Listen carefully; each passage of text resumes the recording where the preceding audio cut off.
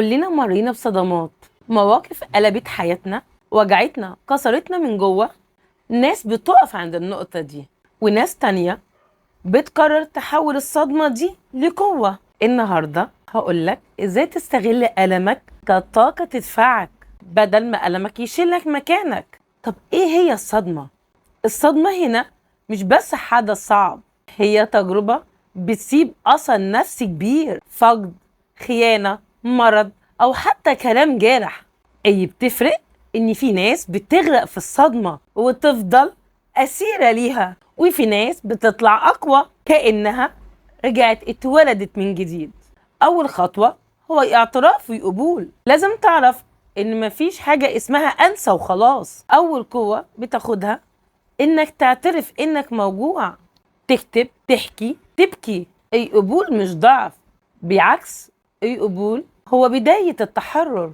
تاني حاجة إعادة المعنى. المفتاح هنا إنك تسأل نفسك إيه المعنى اللي ممكن أستخرجه من الصدمة. مثال توضيحي: شخص اتخان، بدل ما يكره الدنيا يستغل التجربة إن يتعلم يحط حدود لنفسه. مثال توضيحي تاني: شخص خسر حد غالي عنده، قرر يعيش بطريقة تخلي ذكر الشخص ده عايشة فيه. تالت خطوة استخراج الدروس. كل صدمة وراها درس حتى لو قاسي. صدمة الفقد بتعلمنا قيمة اللحظة، صدمة الخيانة بتعلمنا نختار ونثق بحذر، صدمة المرض بتعلمنا نحب نفسنا ونهتم بصحتنا. الدرس هو اللي بيحول الألم لقوة عملية. رابع خطوة تحويل الألم لطاقة. الوجع مش لازم يكسرنا، ممكن نستخدمه كوقود. في ناس بدأت مشاريع كبيرة بعد ما خسروا شغلهم، وفي ناس دخلوا مجال مساعدة الآخرين بعد ما تعالجوا من تجربة صعبة. الألم بيديك طاقة رهيبة لو عرفت توجهها صح. في شوية تريكات عملية تساعدكم تطبقوا الخطوات اللي لسه قايلينها دلوقتي. أول حاجة الكتابة العلاجية. كل يوم 10 دقايق اكتب على اللي جواك، وهنا أنا بتكلم على اللي جواك عموما سواء سلبي أو إيجابي. اكتب كل مشاعرك من أول حاجة حلوة لغاية حاجة وحشة، ده بيطلع السم النفسي. تاني حاجة توجيه الألم لهدف. اختار حاجة واحدة تعملها باستخدام طاقة الغضب أو الحزن دي، دراسة بقى، رياضة، فن، اللي انت عايزه. تالت حاجة الدعم. اتكلم مع ناس تثق فيهم أو متخصص، ده بيساعدك تشوف الأمور بزاوية أوسع. ليه؟ لأن بشكل منطقي اللي بره المشكلة غير اللي جوه المشكلة، لأن اللي جوه المشكلة حاسس هو مضغوط والحلول ضيقة. 4 التدريب على الامتنان. اكتب 3 حاجات صغيرة تشكر ربنا عليها. لو تفتكروا لما قلت لكم في أول خطوة على كتاباتي العلاجية وقلت لكم نكتب من أول الشعور الحلو لغاية الشعور الوحش. طب ده ليه؟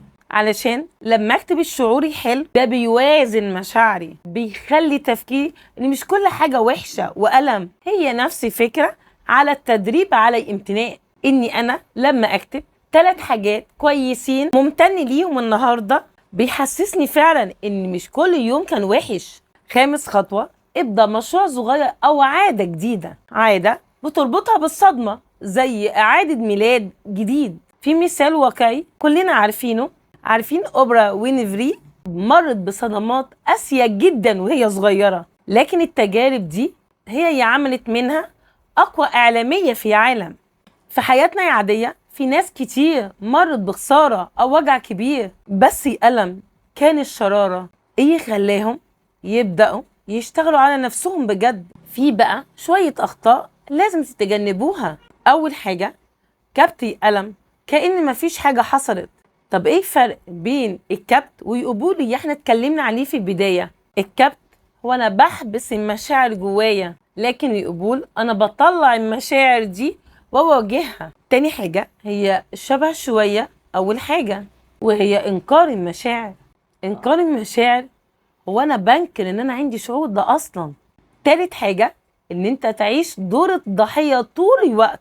فاكرين لما قلت لكم في بداية الحلقة ان في نهايتين للصدمة؟ لا اما تستغلها لا اما تبقى اسير ليها. والطريقين دول عمرهم ما يتلاقوا أبدا، فإنك تفضل أسير ليها فتعيش دور الضحية طول الوقت. رابع حاجة، مقارنة نفسك بما جرحوش زيك. احنا يا جماعة خلصنا مقارنة المميزات، بقينا بنقارن بالصدمات. هو كذلك بقعد أقارن، ليه أنا حصلت الصدمة دي وهو لأ؟ ليه أذى ده جرالي وأنا غرضي خير؟ ليه أنا بالذات اللي أتأذى؟ الخلاصة، الصدمة مش علامة ضعف، دي اختبار لقوتك الداخلية. ما تخليش الصدمة توقفك، واستخدمها كدفعة للأمام. قولولي في الكومنتات ايه أكتر صدمة غيرت حياتكم، وازاي ناويين تحولوها لقوة. وبس كده، كان معاكم دكتورة أمل دانيال، دكتوراه في الصحة النفسية. سلام.